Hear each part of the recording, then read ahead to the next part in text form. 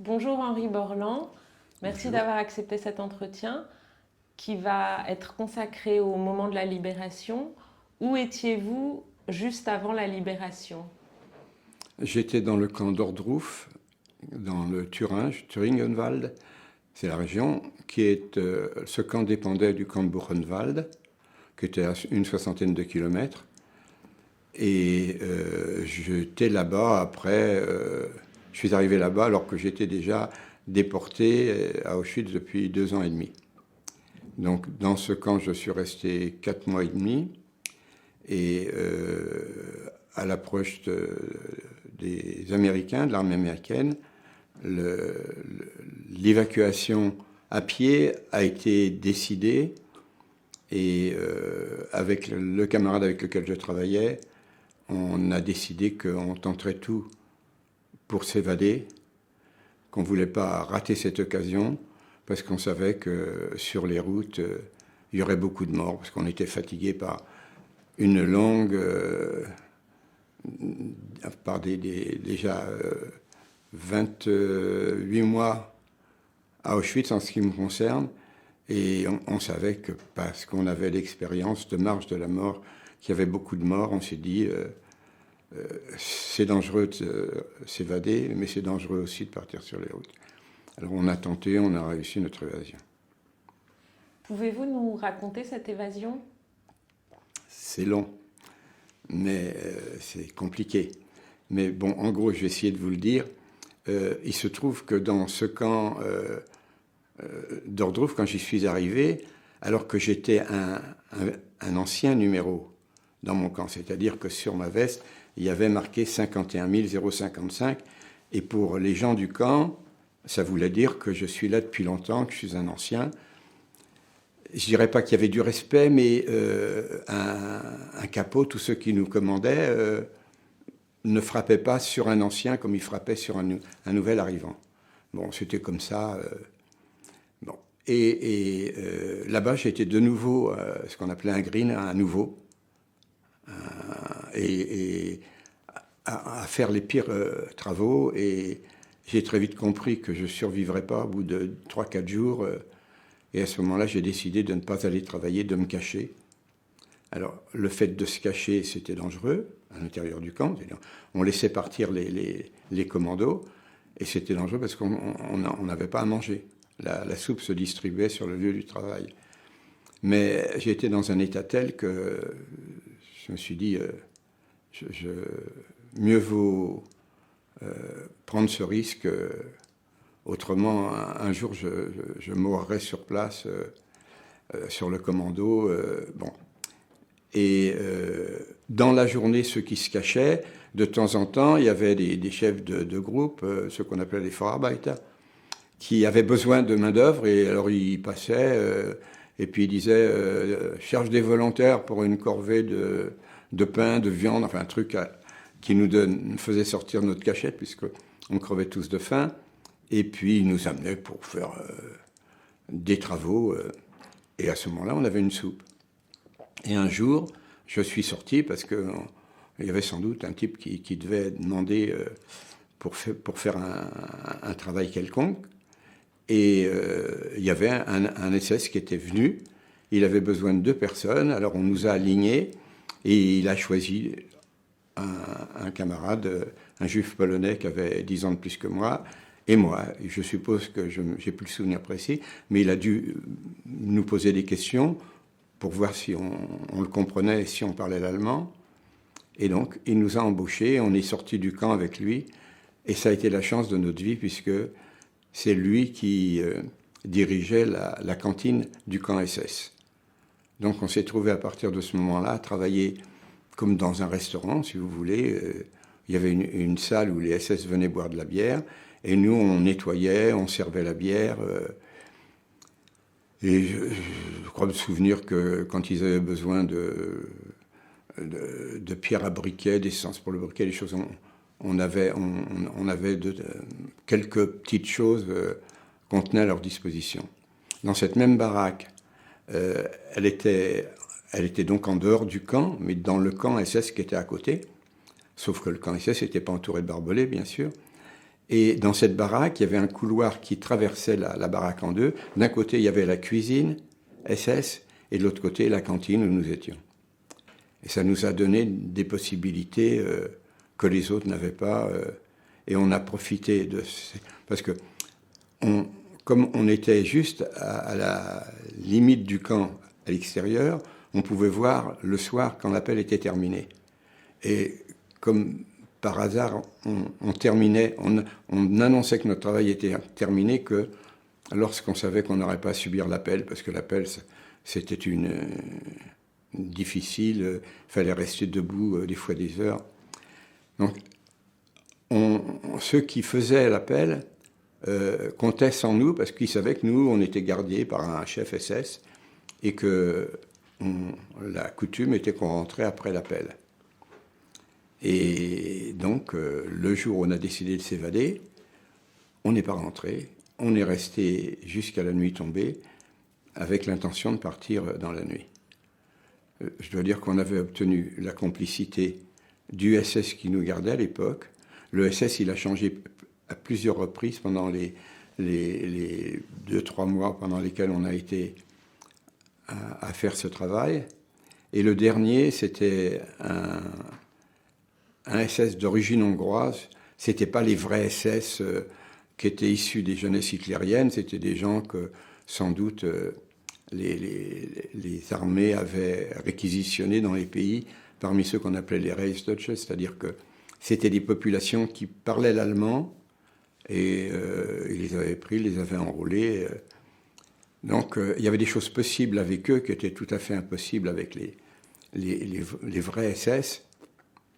Et lui, au moment où la question s'est posée, lui se posait aussi des questions et il avait en tête de se sauver puisqu'il nous parlait de sa femme, de ses enfants, il était coiffeur de profession, etc. Et mon ami, celui avec lequel j'étais, qui avait 10 ans de plus que moi j'étais un gamin encore, mais lui, c'était un homme mûr, intelligent, réfléchi. Il le prouvera par la suite parce qu'il deviendra un grand industriel très riche. Donc lui, il a commencé à lui parler et puis à lui laisser entendre que s'il nous sauvait, on le sauverait. Et ça s'est passé comme ça. Sauf que la nuit, il est sorti pour voir s'il pouvait nous accompagner. Nous, on avait prévu qu'il sortirait avec son fusil, on serait ses prisonniers, on porterait des charges et on le suivrait comme on pouvait croiser des fois un SS avec des gens qui faisaient un travail et qui étaient toujours sous sa dépendance. Et une fois dans la ville, on se débrouillerait et lui se débrouillerait de son côté. Et il n'a pas pu le faire parce qu'il est sorti et puis il a dit le camp est gardé par des SS ukrainiens pour éviter les désertions. Donc on est resté et le lendemain, le chef du camp a contrôlé, il a vu qu'on n'était pas rentré, il est venu nous chercher et on avait passé la nuit caché dans la cave. On nous a fait remonter dans la cave où il y avait les tonneaux qu'on mettait en Perse pour la bière, etc. Et donc il nous a tabassés et il nous a dit je vais vous tuer. Alors on avait prévu un discours, lui dire qu'on était là parce qu'on avait reçu un coup de téléphone de ceux qui dirigeaient toutes les cantines, et qui nous avaient dit le matériel pour mettre les tonneaux en Perse, c'est un matériel précieux, il faut que vous le prépariez et qu'on passera le chercher en voiture et vous devez nous le remettre. Bref, et on avait effectivement mis tout dans deux caisses le matériel avec des tuyaux qui dépassaient pour donner un peu de vraisemblance à notre discours. Et quand il nous a amenés, il devait quand même avoir un doute. On est arrivé avec nos caisses sous le bras. Et puis arrivé au niveau du portail, d'où partaient les centaines, on en était à la dernière centaine quand il nous a ramenés. Il y a une voiture avec des officiers, genre traction avant, qui est arrivée. Et lui, il s'est mis garde à vous, incliné, en saluant. Et pendant qu'il parlait avec ses supérieurs, qui lui donnaient peut-être des dernières consignes, on ne sait rien, nous, on s'est mis dans la centaine qui partait. Et on a évacué, donc on ne sait pas ce qui s'est passé quand il s'est relevé, qu'on n'était plus là. Mais bon, nous, on était partis. Et dès qu'on est arrivé à la hauteur de la baraque, où on était à l'extérieur du camp, on a fait quart de tour avec nos trucs et on s'est dirigé en marchant au pas vers la baraque. Et il y avait le SS qui était notre complice. Il était debout à l'entrée de cette baraque. Et on n'avait pas l'air de s'évader. On en était... Et voilà. Et il y a un copain même qui m'a crié « En rue, où tu vas ?» Et bien sûr, je n'ai pas répondu. Et on est rentré. Dès qu'on est rentré, il a fermé la porte derrière nous. On s'est débarrassé de ce qu'on avait. On a cherché un endroit pour se cacher. Et cet endroit, finalement, on a grimpé sur une espèce de placard. Et de ce placard, on a réussi à déceler, à décoller une planche du plafond. Parce qu'au-dessus, il y avait le toit. C'était du préfabriqué. Et donc, à force, on a réussi. Et on s'est glissé au-dessus du plafond. On a évidemment remis la plaque en place. Et on était sur cette plaque. Et on est resté caché là. Et la nuit suivante, on est parti avec notre SS, comme on avait prévu. Mais lui, il était déserteur à ce moment-là. Et nous, on avait l'air d'être toujours sous sa surveillance. Et dans la ville, toute la ville, ils étaient tous dans les abris, parce que c'était un climat de guerre. Il y avait des explosions, il y avait des... Bref... On était à quel moment? Dans la nuit du 3 au 4 avril 1945. Voilà, donc, alors, il se trouve, je le raconte dans le livre, qu'une fois lors d'une corvée de viande où j'avais été pris, comme je vous l'expliquais, on est descendu dans la ville d'Ordruf, qui est à 3 km en bas de la colline. La camionnette s'est arrêtée devant un boucher, une boucherie, et puis on a chargé, déchargé, bref. Et à ce moment-là, pendant qu'on était en train de faire ça, il y a un prisonnier de guerre français qui travaillait, qui était boucher, mais qui travaillait dans cette boucherie. Il faisait le tour en chuchotant, en disant « Est-ce qu'il y a un Français ? Est-ce qu'il y a un Français ?» Et donc, quand il est passé à côté de moi, j'ai dit « Je suis français ». Alors, toujours en évitant de se faire repérer par les SS qui nous gardaient, il m'a dit « Prends soin avec moi ». On est rentré à l'abri des regards, et pendant les quelques instants où on a été seuls, tous les deux, il m'a dit « Tiens bon, il n'y en a plus pour longtemps, et puis si tu arrives à te sauver, on est plusieurs prisonniers de guerre français, on te cachera. Mais sache quand même que le boucher pour lequel je travaille, c'est un anti-nazi, et lui, tu peux lui faire confiance. » C'est pour ça qu'on a été frappés là, et ils nous ont accueillis, ils nous ont débarrassé de nos vêtements de déportés, et ils nous ont donné Moi, j'ai eu une veste de prisonnier de guerre où il y avait à la peinture un K et un G, Kriegsgefangene. Donc, ils m'ont déguisé un peu en prisonnier de guerre. Il m'a même donné un papier d'identité sans photo, au cas où. Et on est resté cachés. Le lendemain, dans la journée, dans l'après-midi, les tanks américains sont rentrés dans la ville. Ils se sont arrêtés dans cette rue principale, sans doute. Et nous, à travers les vitres, sans se montrer, bien sûr, mais on observait. Et on les a vus. On a vu le capot des tanks qui s'est soulevé, la tête des soldats américains qui sortaient, puis ils sont sortis de leur tank. Et puis, à notre grand étonnement, petit à petit, il y a des enfants qui sortaient des maisons et qui se sont approchés des soldats américains. Et les soldats américains se sont mis à leur distribuer des chewing-gums, du chocolat, des bonbons, enfin, bref. Et nous, on était sidérés, on bougeait, on ne se montrait pas encore, parce qu'on s'est dit, les soldats... C'est mon camarade qui me disait, tu sais, il faut être prudent, parce que les armées, elles sont là, mais elles vont avancer, on va se retrouver tout seul au milieu des Allemands, donc ça peut être très dangereux. Surtout qu'ils veulent se débarrasser des témoins qui peuvent raconter tout ce qu'ils ont fait. Et donc, on ne s'est pas montré à ce moment-là, on a attendu un petit peu, mais on s'était imaginé que quand les Alliés envahiraient l'Allemagne, mais ils feraient un massacre sur ces bourreaux, ce peuple de bourreaux qui nous avait fait tant de misère. Et puis là, c'était très inattendu. Bref, dès qu'on s'est senti en sécurité, ça a dû être peut-être le lendemain, Et on est allé voir les Américains, et là, on a parlé, on leur a raconté. Et il y en a deux qui, je suppose que c'est un... Je n'ai pas des souvenirs très très précis, mais c'est très probablement en allemand. On a trouvé deux qui comprenaient l'allemand, peut-être d'origine allemande, qui avaient fui l'Allemagne, et qui étaient dans les corps francs. C'était souvent comme ça que ça se passait. Ils avaient besoin d'interprètes. Et donc, on leur a dit ce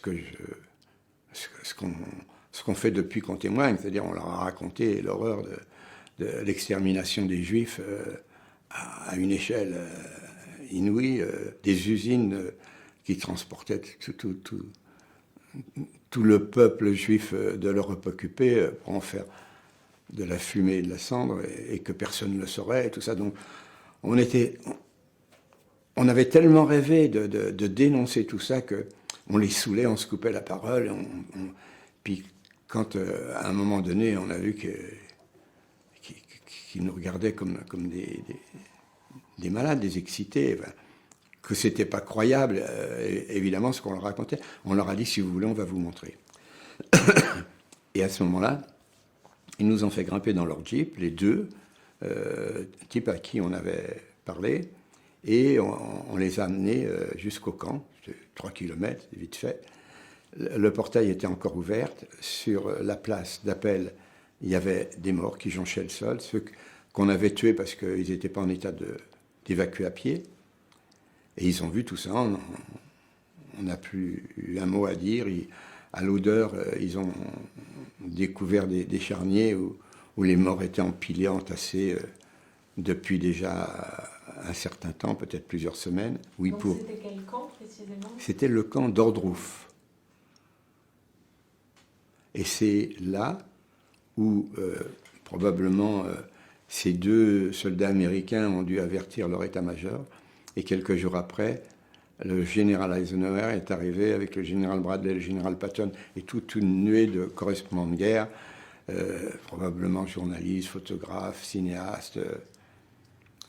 Et voilà, ils ont vu tout ça, et il y a eu des photos qui ont fait le tour du monde sur le premier contact des soldats américains avec des crimes de masse, comme ils parlaient nazis. Et sur les photos, on voit mon copain Henri Ehrenberg, qui est là et qui commente. Et après cela, qu'est-ce qui s'est passé pour vous ? Alors après cela, nous, j'en ai profité pour faire un tour dans le camp des SS, parce que c'était... Le réflexe était de voir qu'est-ce qu'il y a à récupérer, à prendre. Et j'ai trouvé des bottes d'officiers que j'ai pris, quoi. Tout ce que eux avaient laissé, parce qu'ils partaient à pied aussi. Donc il y a des choses encombrantes qu'ils n'ont pas amenées.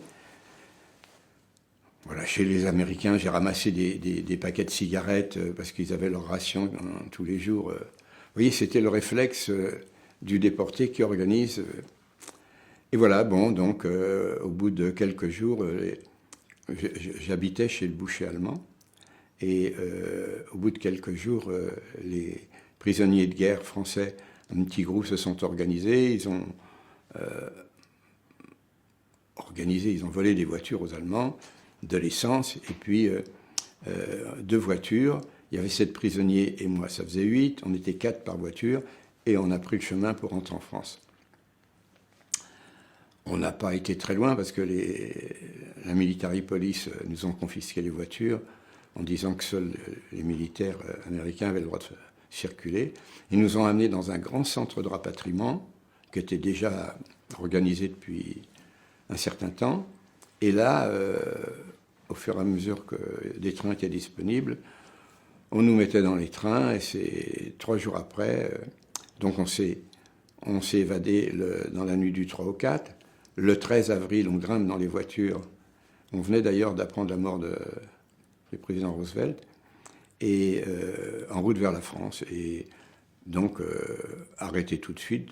3 jours plus tard, le 16 avril, on nous met dans des trains. Et le 16 avril, j'arrive en France, à Montigny-les-Metz, où il y a un immense centre où tous les rapatriés doivent passer par là. Et on les identifie... et on essaie de détecter s'il y a des indésirables, des gens recherchés, etc., etc. Avant cela, le centre de rapatriement où vous avez été en Allemagne, par qui était-il Là, organisé? là, il y avait rien. On nous a, enfin, on a dû nous donner où dormir et la nourriture, j'en ai aucun souvenir. Mais dans ce centre-là, c'était la police française, enfin, je ne sais, probablement qu'il y avait des gens pour aider aussi, la Croix-Rouge peut-être, je ne me souviens pas, mais on m'a demandé mes papiers. Eh bien, j'avais pas de papiers. J'ai dit, j'ai pas de papiers. Non, non, il nous faut des papiers. Tout le monde avait des papiers, les militaires, les travailleurs volontaires ou obligatoires, ceux du STO, service du travail obligatoire. Bon, c'est ces gens-là qui rentraient en France. Ils avaient tous des papiers. Et moi, j'ai dit, mais moi, j'ai été déporté. Vous voyez bien, j'ai un tatouage. Là, j'ai relevé ma manche. J'ai montré mon tatouage, comme je vous le montre à vous. Puis vous voyez bien, j'ai le crâne tendu. Ça leur disait rien. J'ai dit, mais moi, j'ai été déporté. Mais vous étiez où? Alors je dis, j'ai été à Birkenau, à Auschwitz, après à Sachsenhausen, après à Oranienburg, et enfin à Ortruf, qui dépend de Buchenwald. On dit, mais alors, ça leur disait rien du tout, vous n'avez jamais entendu. Pour eux, les déportés, la déportation, ça n'existait pas. Ils n'étaient pas... c'était pas leur fonction, on les avait envoyés pour faire un certain travail, mais c'était pas prévu. Alors tout le monde me parle du Lutetia, mais quand je suis rentré le 16 avril, le Lutetia, ça n'existait pas encore. Bon. Et quand ils ont commencé à m'énerver un petit peu, j'ai dit demander aux prisonniers de guerre qui étaient dans la ville où j'étais, ceux qui m'ont caché, qui m'ont aidé.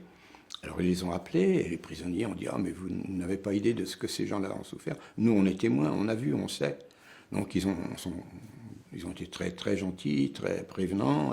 Qu'est-ce qu'on peut faire pour vous, etc. Et ils ont fait comme pour les autres. Ils m'ont demandé l'adresse de ma famille pour les prévenir. Il n'y a pas eu de réponse. Et j'ai donné l'adresse de ma mère, puisque là où j'avais arrêté, c'était la dernière adresse connue pour moi. J'ai donné l'adresse de mes grands-parents sans savoir qu'un an après moi, mes grands-parents maternels avaient été déportés, qu'eux, ils avaient dû être gazés, brûlés le jour de leur arrivée, compte tenu de leur âge.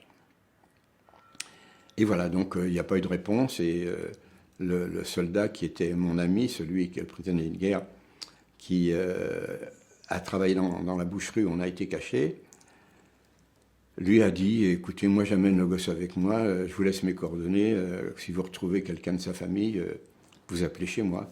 Vous aviez quel âge? J'avais pas encore 18 ans. On était le 16 avril, moi je suis du 5 juin, donc j'allais avoir 18 ans bientôt.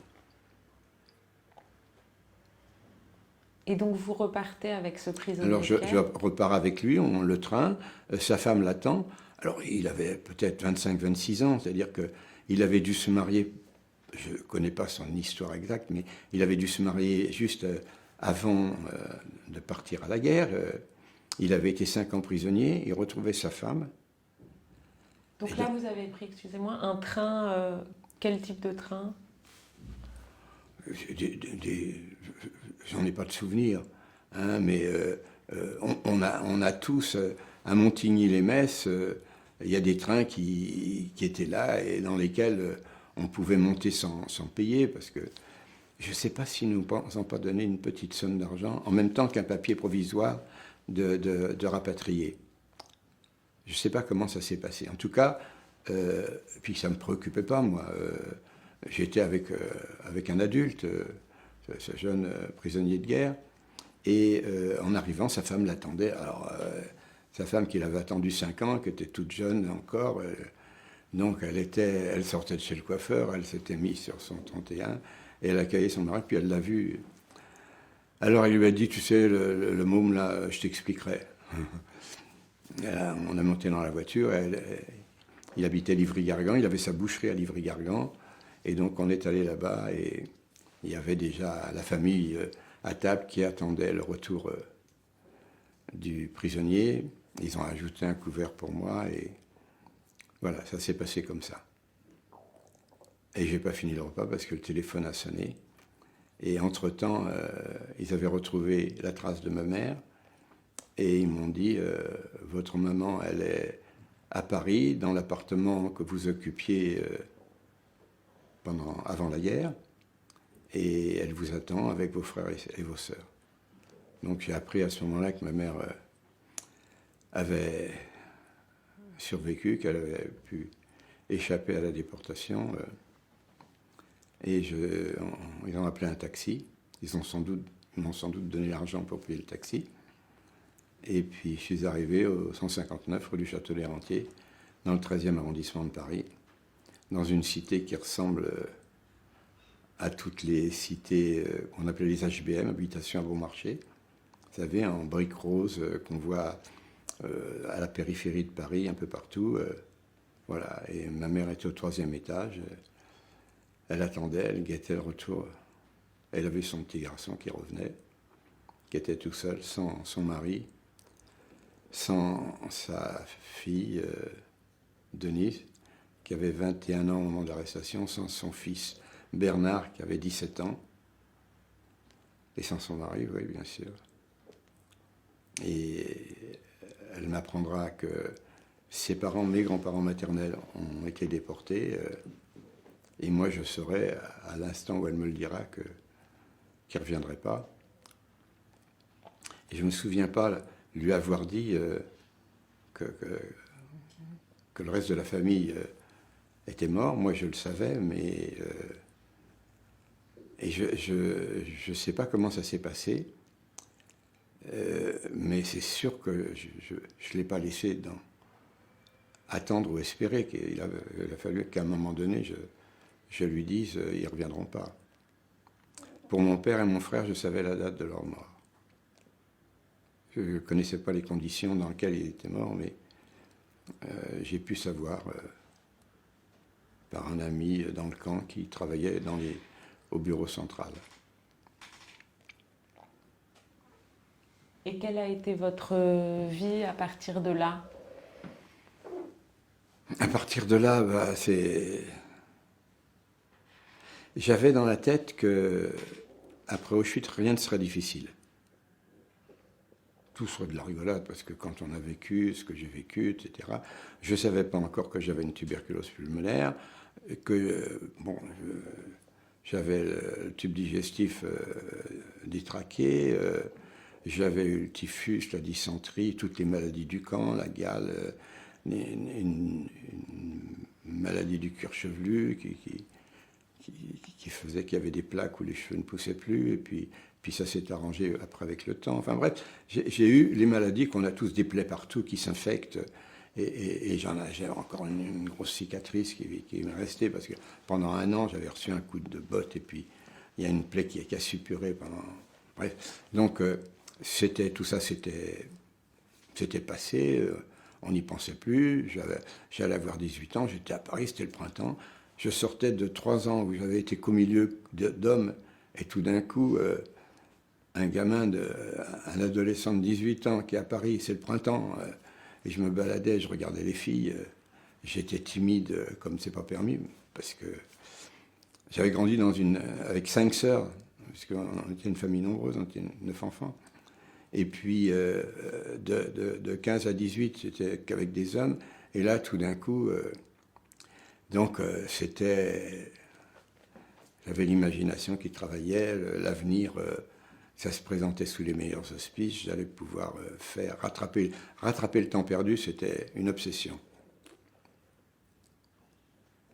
Voilà. Et puis j'avais retrouvé ma mère, mes frères et sœurs, qui ne me posaient pas de questions. Moi, je ne leur disais rien. Ils n'étaient pas en état d'entendre. Et le fait qu'ils ne me posent pas de questions, alors qu'ils savaient que j'étais le dernier à avoir vu mon père, mon frère, ma sœur, je n'ai rien dit. Et puis, j'ai su qu'ils avaient vécu des moments épouvantables. J'ai su qu'1 an après mon arrestation, un gendarme du village les avait prévenus qu'il fallait qu'ils se sauvent très vite et qu'ils se cachent, parce que les Allemands allaient venir pour les arrêter, tous, les 5 plus jeune que moi, là, puisque quand on m'a arrêté, la plus jeune n'avait pas encore 3 ans, et l'aîné, des 5 enfants qui restaient, il avait 13 ans. Donc, voilà, il a dit si... Il a vu ma petite sœur passer, il l'a arrêtée, il lui a dit tout ça. Il dit, tu dis à ta mère que si elle ne sait pas comment faire pour partir, qu'elle demande à M. Foncel, le maire du village, il l'aidera. Et puis surtout, vous dites rien à personne. Voilà, donc il y a des gens qui se sont ensemble, qui étaient dans le secret et qui les ont aidés et qui ont organisé leur départ et qui leur ont sauvé la vie. C'est pour ça qu'il y a un article de mon livre que j'appelle Les Justes, ou Nos Justes, je ne sais plus. Ouais. Voilà, donc ils ont été sauvés, mais ils ont vécu... ils n'avaient plus de papier, ils n'avaient plus de tickets de ravitaillement, ils n'avaient plus d'argent. Donc ils ont eu une période extrêmement difficile. Avec ma mère, on lui avait enlevé ses aînés et son mari, ses parents, une de ses sœurs qui est morte à Auschwitz.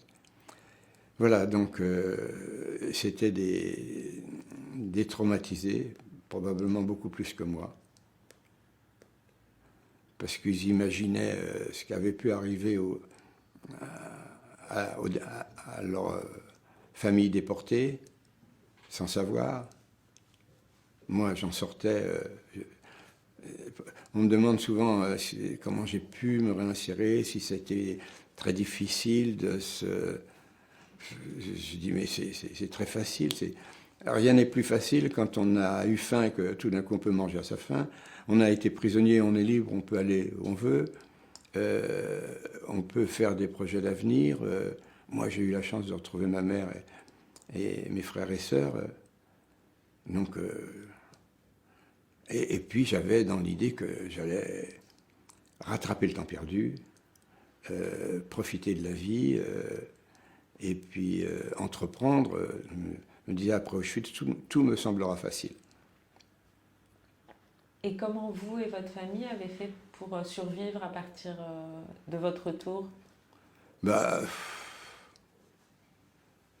j'allais dire, vous savez, le mot qui m'est venu à l'esprit, c'est quand les anciens déportés, comme mes copains, qui venaient de milieux modestes, on était des schnorrers, comme on dit en yiddish. C'est-à-dire qu'on allait partout où il y avait des associations caritatives on avait quelque part, on avait un colis alimentaire, ailleurs on avait un pantalon, une veste, ailleurs on pouvait avoir un matelas, une couverture, etc.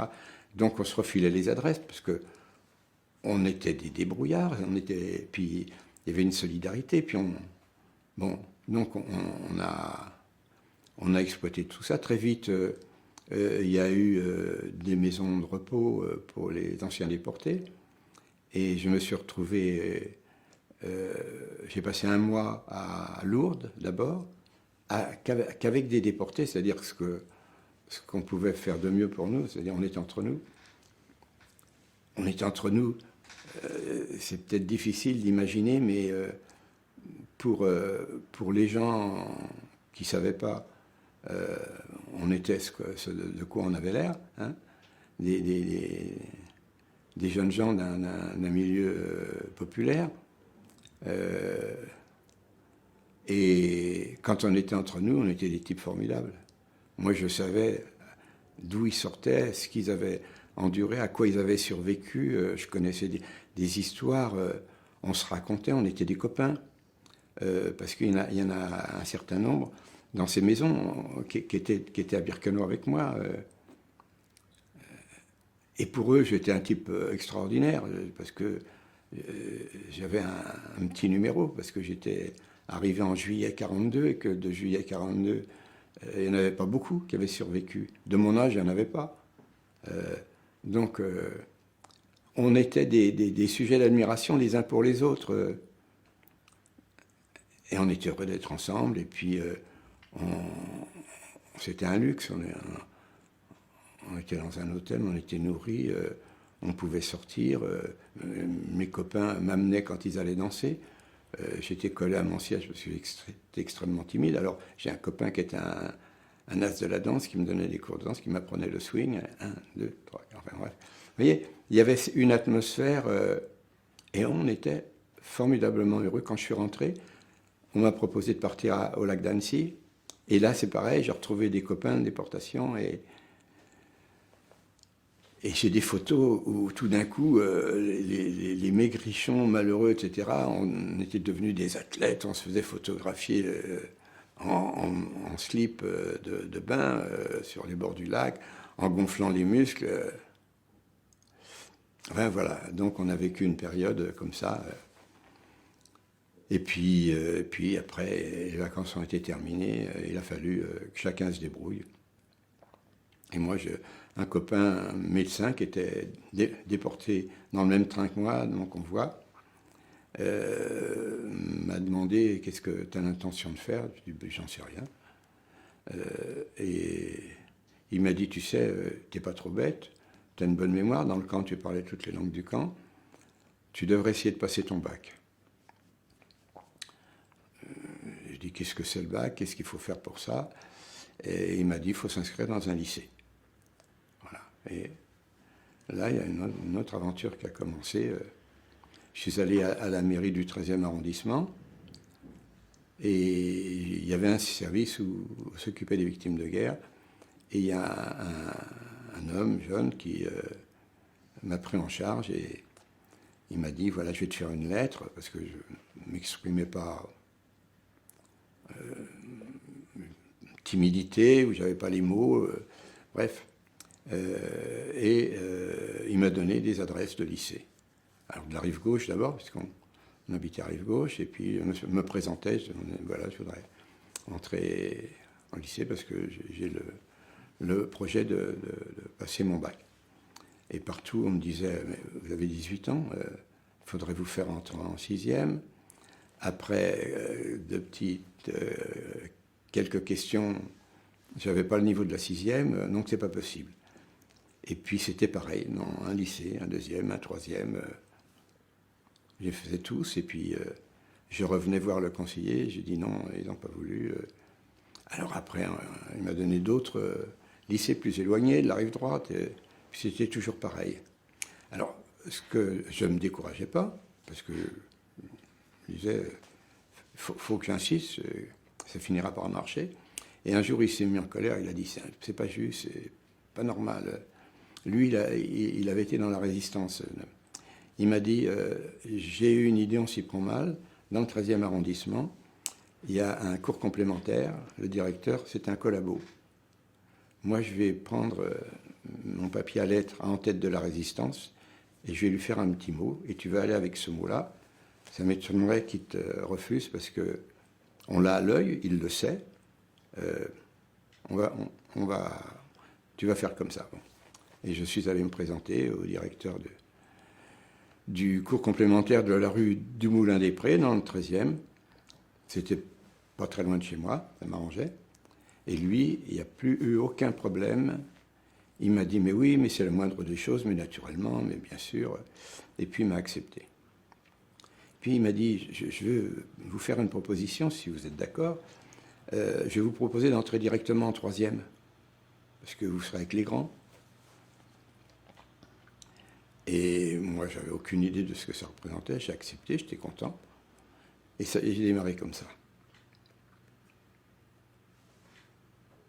Et vous avez réussi à poursuivre vos études?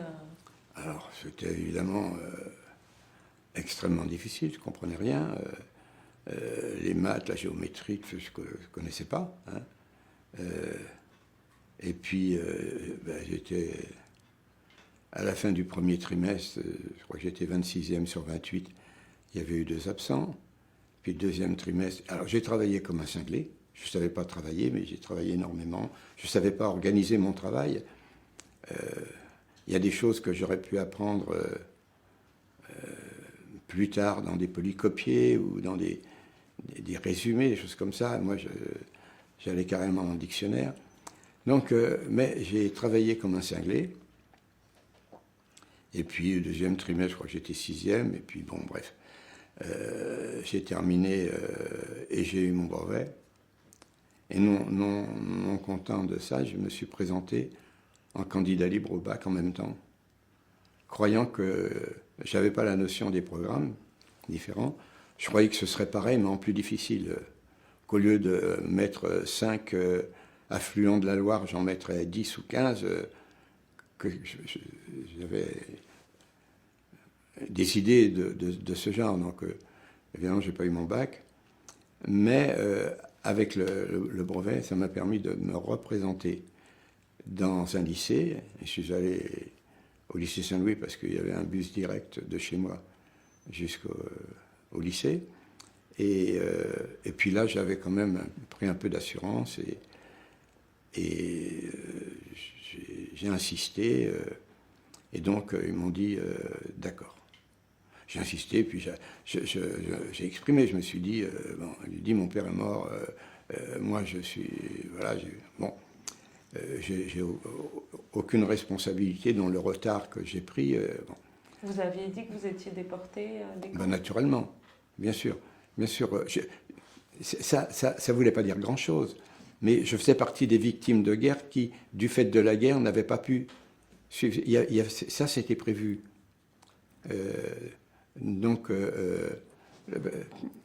parler de la déportation et des camps, ça leur disait rien, tout ça. Donc, je ne sais pas ce que j'ai dit, mais on n'en parlait pas. Par contre, dire que mon père était mort, que j'étais depuis la nation, ça, je savais le dire. Bon. Et puis Auschwitz, j'en connaissais pas.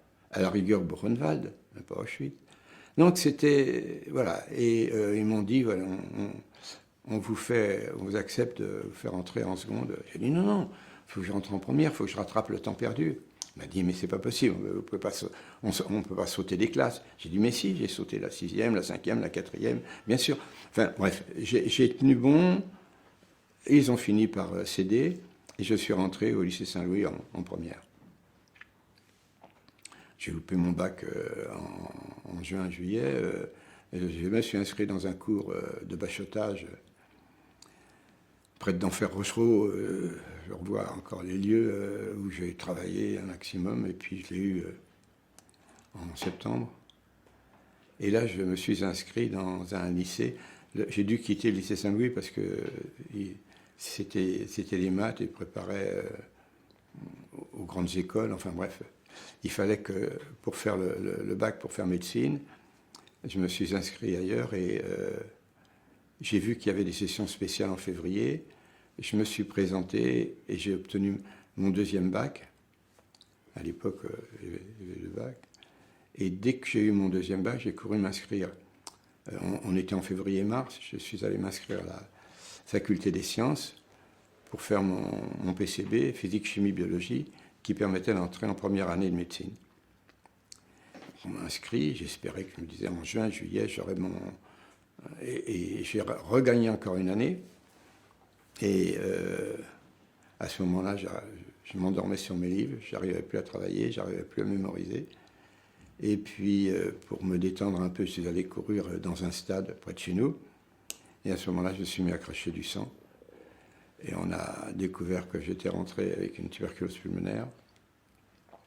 Et je me suis retrouvé à l'hôpital de la Cité universitaire, où je suis resté 3 mois en attendant une place dans un sauna. Il n'y avait pas de traitement à l'époque. Il n'y avait pas de médicaments, je veux dire. Et on espérait évidemment, tous ceux qui étaient avec moi, tuberculeux dans l'hôpital, on espérait aller dans les Alpes à Saint-Hilaire-du-Touvet, parce qu'il y avait un sauna d'étudiants. Puis à côté du sauna d'étudiants, il y avait un sauna d'étudiantes. Évidemment, des tuberculeux qui font rien de la journée, c'était très, très, très tentant, très désiré. Bon, moi, je n'avais pas de piston. On m'a envoyé dans un sauna en Allemagne. Il y avait une zone d'occupation française. Et je me suis retrouvé passer la frontière. Je crois bien même que c'était un mois de juillet. Et voilà, je suis arrivé donc dans un sauna d'étudiants où je suis resté où d'ailleurs je me suis refait une santé. Et puis, quand j'ai commencé à vraiment me sentir bien, c'était en Forêt-Noire. C'était un endroit pas désagréable. Et puis j'avais un avantage, moi je parlais l'allemand. Bref. Enfin bon, au bout de 10 mois, j'ai dit, je repère du temps. J'ai demandé au médecin de me laisser partir. Et ils ont accepté à condition que ce ne soit pas Paris. Ils m'ont dit Paris, c'est trop fatigant. Alors ils m'ont inscrit à Strasbourg, à la fac de Strasbourg. Et ils ont obtenu que j'ai une chambre dans un site universitaire qui s'appelle la Gallia. Et j'ai débarqué en février-mars à Strasbourg et en juillet, j'ai obtenu mon PCB. Et avant cela, comment vous avez vécu ce retour en Allemagne? Bah,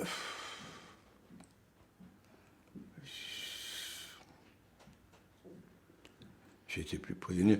Évidemment que c'était une déception de ne pas aller là où tout le monde avait envie d'aller. Mais bon, par rapport aux autres, j'étais privilégié puisque je parlais la langue. Quand on a 20 ans, qu'on n'a rien d'autre à faire et qu'on est en Allemagne, je ne suis pas resté longtemps seul, si vous voulez. J'avais un plus par rapport à mes copains qui étaient là. Donc, je n'ai pas à me plaindre de mon séjour là-bas. Je trouve simplement que c'est une façon de vous dire que les gens qui n'avaient pas... J'ai pas bénéficié d'un traitement privilégié parce que j'avais le passé que j'avais, quoi, voilà. Mais bon, je me suis trouvé à Strasbourg. Là aussi, j'ai travaillé comme un dingue. On ne m'a pas fait grâce des travaux pratiques, on m'a organisé quand même. Ils ont fait ça pour... Il y avait beaucoup de gens qui avaient perdu du temps pendant la guerre là-bas en Alsace. Et parmi les jeunes en particulier. Donc, ils étaient très organisés. Ils m'ont organisé des travaux pratiques pour que je rattrape tous les travaux pratiques. Pour que j'arrive le jour de l'examen ayant fait le parcours obligatoire, si vous voulez. Et voilà, bon...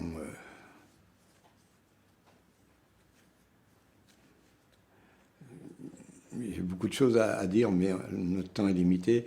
Est-ce que vous souhaitez que je vous parle d'autre chose? Je voulais vous poser une question.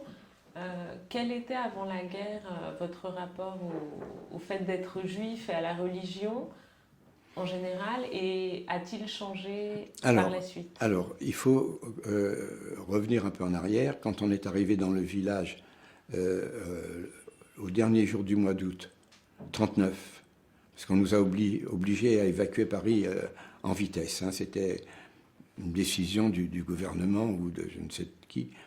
Le 13e arrondissement, on nous envoyait dans le Maine-et-Loire. Donc on est arrivé dans le Maine-et-Loire avec ma mère, mes frères et sœurs. Mon père est resté à Paris pour nous envoyer de quoi vivre. Et on nous a envoyés dans un village qui s'appelle Saint-Lambert-du-Lattec, qui est à 25 km au sud d'Angers. Dans ce village, on était les premiers réfugiés, les gens nous ont accueillis. C'était pas encore la guerre, hein. C'était la fin du mois d'août. Ils nous ont trouvé une maison abandonnée où ils nous ont logés.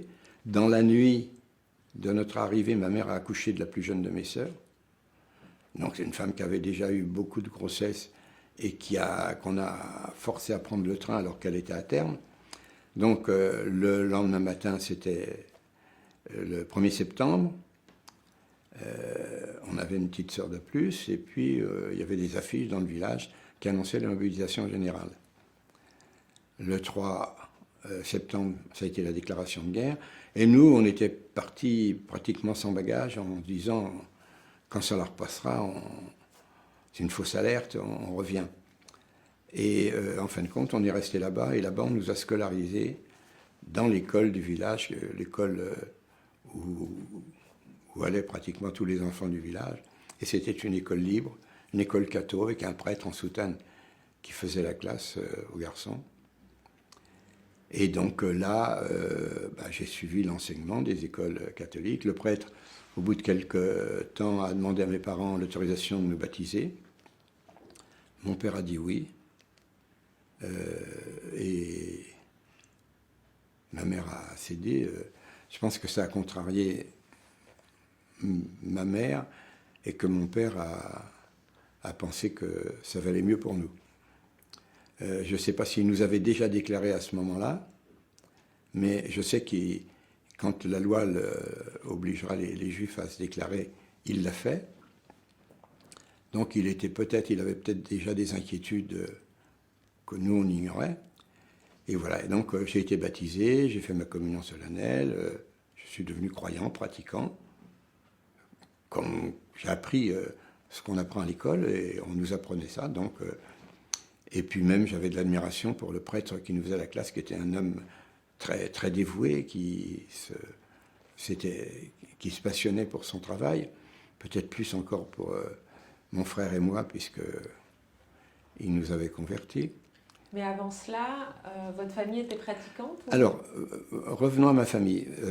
Donc, mes grands-parents maternels, mon grand-père, c'est un homme qui avait la barbe, qui mangeait cachère, qui priait, qui allait à la synagogue. Mais nous, alors, les garçons étaient circoncis et faisaient leur bar mitzvah. Mais on ne mangeait pas cachère, on ne faisait pas de prière, on ne pratiquait pas. On mangeait à la cantine, comme des petits Parisiens, vous voyez. Bon, je sais, en y réfléchissant, ma grand-mère venait souvent nous voir, et elle mangeait avec nous, mais mon grand-père, non.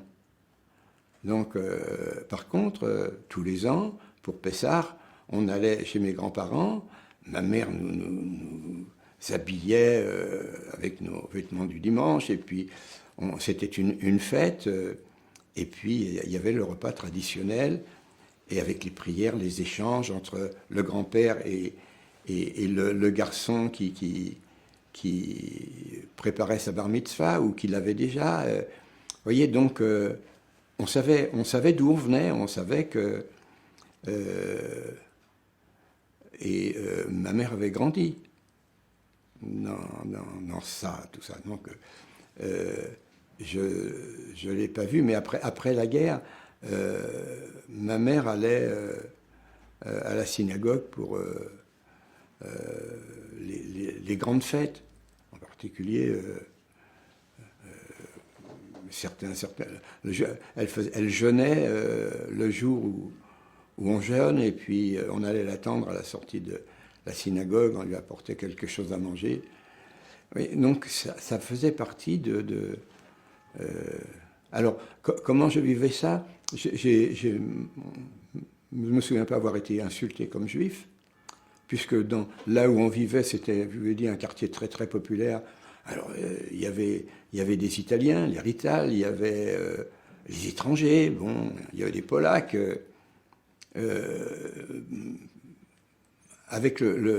En repensant à l'époque, les Juifs, c'était des immigrés, des étrangers comme les autres, comme les Polonais, les Italiens, etc.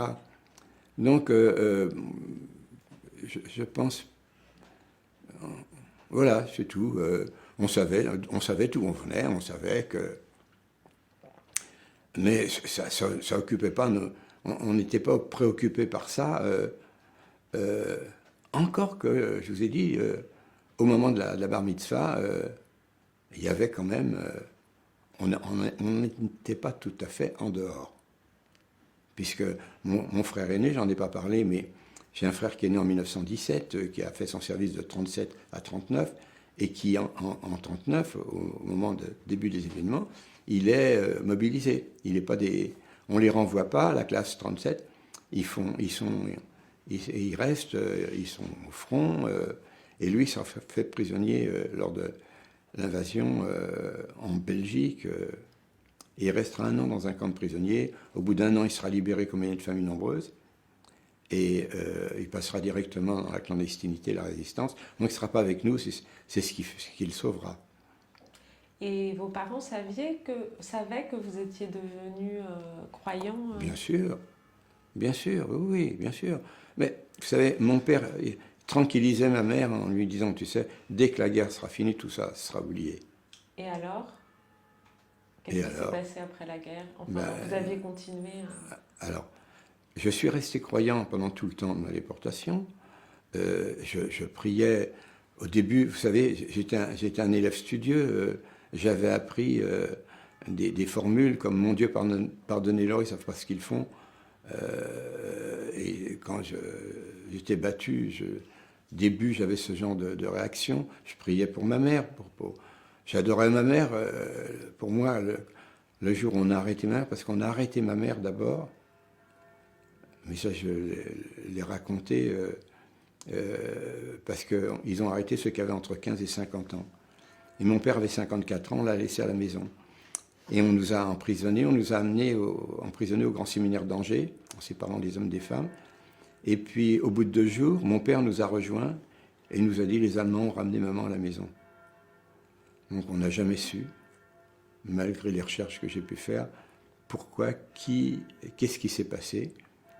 Mais ça nous a un peu, là aussi, fait penser qu'on nous avait arrêtés pour nous faire travailler et qu'ils se sont rendus compte que ma mère, elle n'était pas en état de travailler parce qu'elle avait un excès pondéral. Vous savez, quand milieu populaire, les femmes qui passent leur vie à être enceintes, à allaiter, elles prennent du poids à chaque grossesse. C'était le cas de ma mère.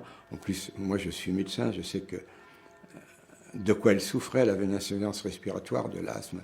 Dès qu'elle faisait 100 mètres, elle était obligée de s'arrêter. Bref, si vous voulez, moi j'ai vécu l'arrestation comme,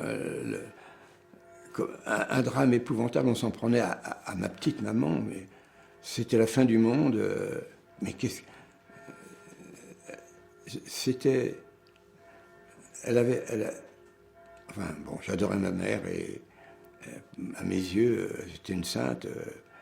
Et elle s'occupait que du bonheur de son mari, de ses enfants, c'était son... Voilà, et bon, donc j'ai perdu le fil de vos questions. Si vous avez continué à croire après la guerre. Alors moi, je suis rentré croyant, et je me dis, si je retrouve pas... si je ne retrouve pas ma mère, je serai prêtre. Mais si je retrouve ma mère, il faudra que... Mon père, la dernière conversation que j'avais eue avec lui dans le camp, il m'avait dit, tu sais, moi je vais pas survivre ici, j'ai 54 ans, mais toi tu es jeune, et il faut que tu tiennes, parce que quand je serai plus là, ta mère, elle aura besoin de toi. Mon père n'était pas aveugle, il voyait bien que j'étais toujours proche de ma mère. Vous savez, dans les familles nombreuses, il y a toujours besoin de quelqu'un pour aller faire les courses, pour descendre les ordures, pour aider à essuyer la vaisselle, pour faire des petits trucs. Moi, dès que ma mère m'a demandé quelque chose, j'étais heureux de lui faire plaisir. Bon, voilà. Et donc, mon père, en me disant ça, je pense qu'il me motivait pour que je m'accroche. Donc, je suis rentré, voilà, avec cet état d'esprit. Puis j'ai retrouvé ma mère, donc il fallait que je devienne quelqu'un pour pouvoir la prendre en charge. Et il y avait encore 5 petits plus jeunes que moi. Et voilà. Bon. Donc j'avais ça en tête. Et à partir de quel moment vous avez commencé à témoigner? À partir du moment où on me l'a demandé. Avant cela, vous auriez aimé le faire? Je suis rentré avec la première des choses qu'on a faites, mon copain et moi, quand on s'est trouvé libre, on est allé témoigner auprès des soldats américains. Mais quand je suis rentré à la maison, on ne me posait pas de questions. Et puis après, on a continué à ne pas me poser de questions. Je cachais mon tatouage parce que je me disais, si les gens savent, ils vont voir que je suis juif. Et puis, c'est dangereux d'être juif. J'avais payé suffisamment cher pour le savoir. Donc, je me disais, je suis de nouveau en terrain inconnu en France. Il y a des antisémites. Donc, puis comme je m'appelle Henri Bourgeon, donc ça... J'avais des copains qui me disaient, oh, tu dis pas que tu es juif, tu es un juif honteux. Je disais, oui, quand ça s'appelle les vieux Cohen, bon, on va le cacher, mais moi, il se trouve que j'ai déjà payé et que je peux... Voilà, c'est mieux. Je suis plus à l'abri. Donc, voilà. Et puis, j'ai commencé à étudier, j'ai commencé à lire. n'y avait pas de livre chez nous, mes parents ne lisaient pas. Mon père, il travaillait du matin au soir pour nourrir sa famille. Et ma mère l'aidait dans son travail aussi. Vous savez, c'est un tailleur à domicile, donc dans toutes les familles juives, où il y avait tailleur à domicile, et les femmes participaient au travail du mari. Voilà, donc... Donc vous avez commencé à quel moment à témoigner? Alors, personne ne m'a demandé. Un jour, on était en 1992, donc 50 ans après mon arrestation, et un camarade, Jacques Altman, m'a dit, tu sais, alors on se figure toujours, je me figurais toujours que j'allais un jour écrire et raconter tout ça. Et puis, il m'a dit, il y a quelqu'un qui recueille les témoignages, qui les filme et qui interviewe. Et je lui dis, ah bon, c'est qui? Il m'a dit, c'est ma voisine de palier. Et il habitait rue Taylor, près de la République. Et sa voisine de palier, c'était Annette Viviorca. Et elle présidait un petit groupe de 12-15 femmes qui recueillaient les témoignages. Ça s'appelait Témoignages pour mémoire. Et donc j'ai pris contact et voilà, je suis venu là, comme ici dans un studio. Il y avait 2 femmes en face de moi. L'une d'elles, celle qui dirigeait l'entretien, s'appelle Claudine Drame. Elle était agrégée d'histoire et elle m'a interviewé pendant quelques heures. Et puis quand ça a été terminé, j'étais très ému, elle aussi. On n'arrivait pas à se séparer. Je les ai amenés manger chez moi parce que l'heure du déjeuner était passée. Et puis j'ai dit, c'est formidable ce que vous faites, parce qu'il y a déjà beaucoup de survivants qui sont morts depuis, on a 92. Et donc il était urgent de recueillir les témoignages. Et moi j'étais déjà médecin à la retraite. Et j'ai dit, moi je voudrais travailler avec vous. Et puis c'est ce que j'ai fait, j'ai adhéré au groupe et j'ai recueilli les témoignages d'anciens déportés. C'est-à-dire je me suis trouvé à la place où vous êtes, et je posais des questions, et j'en ai profité aussi pour faire venir mes camarades de camp, dont je connaissais déjà l'histoire, qui me permettait de leur dire, parle-moi de ça, de ce que tu m'avais raconté dans le camp, etc. Et grâce à ce rôle que vous avez joué dans la collecte des témoignages, qu'est-ce que vous pensez justement de la façon dont on s'est mis à les recueillir et de ce qu'on en a fait? Enfin, vous avez une vision positive? Oui, écoutez, ça a fait... à partir du moment où j'ai commencé à témoigner et où il y a eu Claudine Drame a fait un film de montage avec 3 témoignages, elle a fait 52 minutes pour qu'elle ait obtenu un prix, je ne sais plus, le prix de la Shoah peut-être. Et puis petit à petit, on m'a demandé d'intervenir. Et puis il y a eu des enseignants qui étaient en formation, où on m'a demandé de leur parler aussi. Et à la suite de ça, les enseignants à qui j'avais parlé m'ont fait venir dans leur classe. Et petit à petit, ça fait boule de neige. Et puis il y a... Bon, il a fallu du temps, mais un jour, on m'a demandé d'accepter d'être administrateur à la Fondation pour la mémoire de la déportation, qui existait depuis peu de temps. Et puis après, le mémorial m'a demandé de faire partie d'une commission, pédagogie et transmission. Et puis la Fondation de la Shoah, quand elle a existé, m'a demandé de faire partie de mémoire et transmission, une commission où on soutient des projets comme le vôtre, par exemple. Et je fais partie aussi de la commission lecture où on reçoit des récits et ceux qui nous paraissent valables, on les fait éditer. Enfin, voilà, je fais partie de la commission nationale des internés déportés politiques. Donc là où on m'a sollicité pour pour faire et préparer des programmes pour les enseignants, etc., etc. Puis bien sûr, au mémorial, j'y suis souvent parce qu'on me demande il y a par exemple tous les ans, dans la première quinzaine de juillet, il y a un séminaire pour les enseignants où depuis quelques années j'interviens. On est avec une amie d'Agraspan, on est la rencontre avec deux témoins, mais on me demande d'intervenir aussi pour des groupes d'enseignants européens, et il y en a tout au long de l'année qui viennent. J'ai en dehors de l'Europe aussi à plusieurs reprises des enseignants ukrainiens, j'ai eu des Tchèques, j'ai eu même des musulmans, enseignants musulmans du Maroc. Enfin voilà, donc je suis intervenu en Espagne, au lycée français, à la faculté de médecine Juan Carlos à Madrid. Je suis intervenu à Genève en Suisse, je suis intervenu à Vienne en Autriche, à Berlin, dans des universités au Canada, aux États-Unis. Je suis intervenu dans les prisons. Je suis intervenu au mémorial pour les policiers.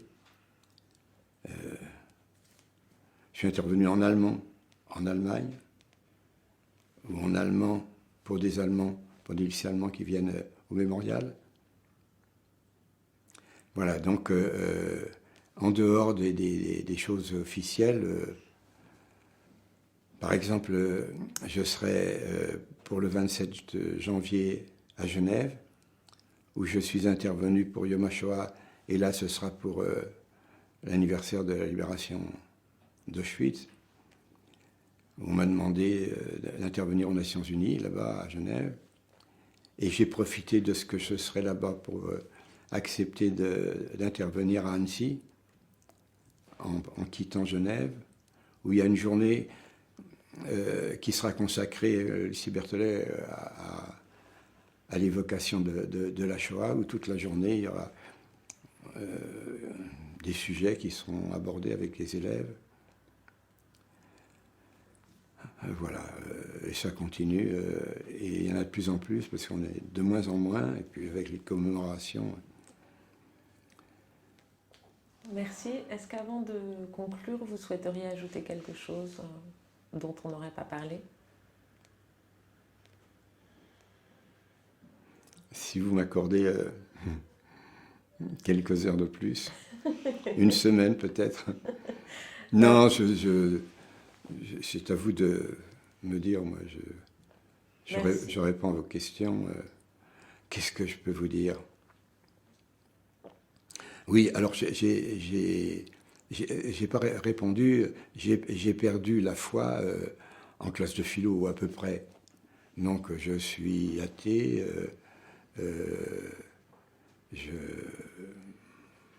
j'ai beaucoup de sympathie pour ceux qui croient, et qu'à chaque fois qu'on enseigne aux gens, tu tueras pas, t'aimeras ton prochain comme toi-même, je trouve ça très bien. Quand c'est pas un motif de guerre entre une religion et une autre. Si j'ai quelque chose à vous dire, c'est qu'en ce moment, il est plus utile que jamais de rappeler ce qui s'est passé. J'incite toujours les élèves, à chaque fois que j'interviens, à leur dire il faut aller voter.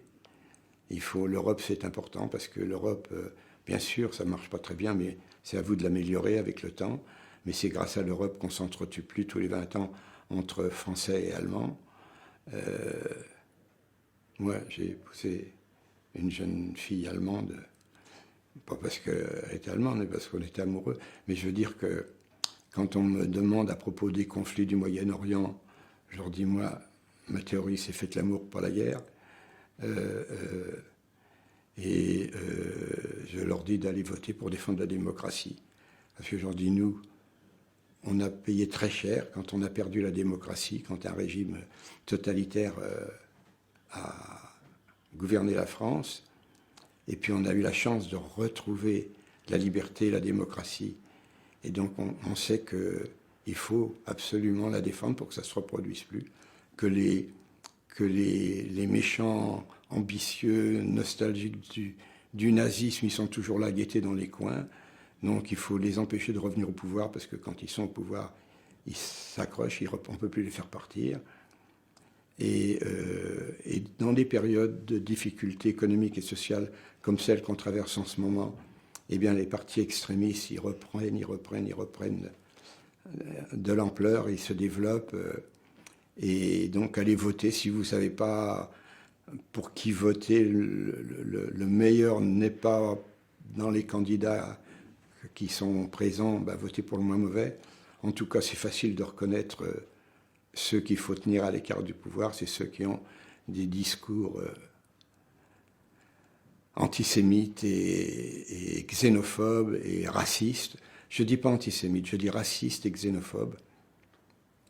Parce que nous, au Mémorial, à la Fondation de la Shoah, on se bagarre contre tous les racismes. Voilà, donc j'insiste pour qu'ils sachent que c'est une responsabilité à laquelle ils ne doivent pas échapper, parce qu'ils ont la chance de vivre en paix, parce que d'autres ont payé pour qu'ils aient ce bonheur de vivre en démocratie. Et c'est un vrai bonheur d'être libre, de pouvoir aller et venir à son gré, de pouvoir parler, et ce sera le mot de la fin. Merci beaucoup.